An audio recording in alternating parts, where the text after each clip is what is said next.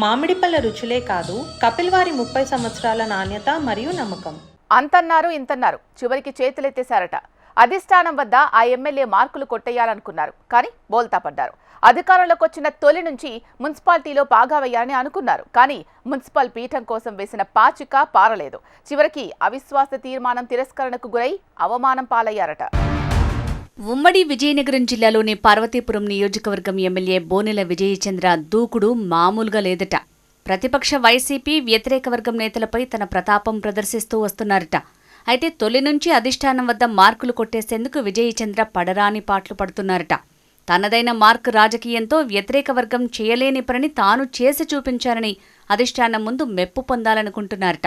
అదే తడువుగా పార్వతీపురం పురపాలక సంఘం చైర్మన్ పీఠంపై కన్నేసి అడ్డదారిలోనైనా దక్కించుకోవాలని ఆశపడిన కూటమి నేతలకు ఇప్పుడు గట్టి షాక్ తగిలినట్టయిందట. గత ప్రభుత్వంలో పార్వతీపురం మున్సిపాలిటీని వైసీపీ దక్కించుకుంది. అందరూ తనవారి అంటూ రూపాయి ఖర్చు పెట్టనివ్వకుండా అంతా తానే చూసుకున్నారు ఆలజింగి జోగారావు.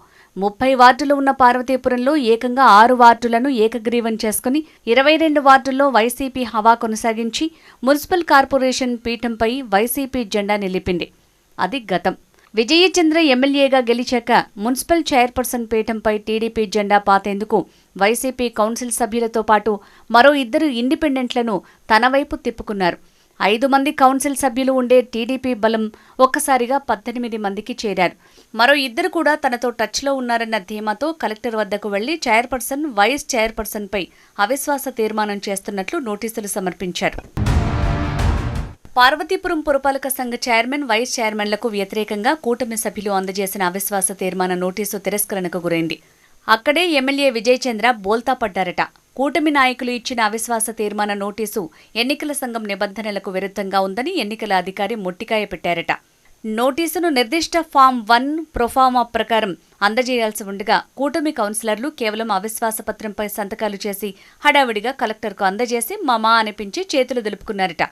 అయితే ఎన్నికల నిబంధనలకు విరుద్ధంగా ఉందని గ్రహించిన సంబంధిత అధికారి పత్రాన్ని తిరస్కరిస్తూ మున్సిపల్ అధికారులకు తిరిగి పంపించడంతో అవిశ్వాస తీర్మానం చతికిలబడింది.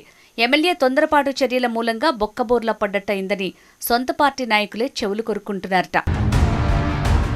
ఎమ్మెల్యే విజయచంద్ర కనీసం సీనియర్ నాయకులను సంప్రదించకుండా నోటీసును త్వరగా ఇవ్వడంపై సీనియర్ నేతలు ఆగ్రహిస్తున్నారట. ఇదిగో పులి అదిగో తోక అంటూ హడావుడి చేసిన ఎమ్మెల్యే విజయచంద్ర తొందరపాటు చర్యలపై సీనియర్లు, వ్యతిరేక వర్గం గుసా అవుతున్నారట. ఫామ్ 1లో ఇవ్వాల్సిన ప్రొఫార్మా సరిగా ఇవ్వకపోవడంతోనే అవిశ్వాస నోటీసును తిరస్కరించినట్లు చర్చ జరుగుతోంది. మున్సిపాలిటీ విషయంలో సీనియర్లతో సంప్రదింపులు జరిపి ఉంటే ఇటువంటి పరిస్థితి వచ్చేది కాదని ఎమ్మెల్యే తీరుపై సీనియర్ నాయకులు బహిరంగంగానే విమర్శలు గుప్పిస్తున్నారట. మరి ఇకనైనా ఎమ్మెల్యే విజయచంద్ర తీరు మార్చుకుంటారా, లేక తగ్గేదే లేదంటారా? దీనిపై పార్టీ అధిష్టానం స్పందిస్తుందా? చూడాలి మరి.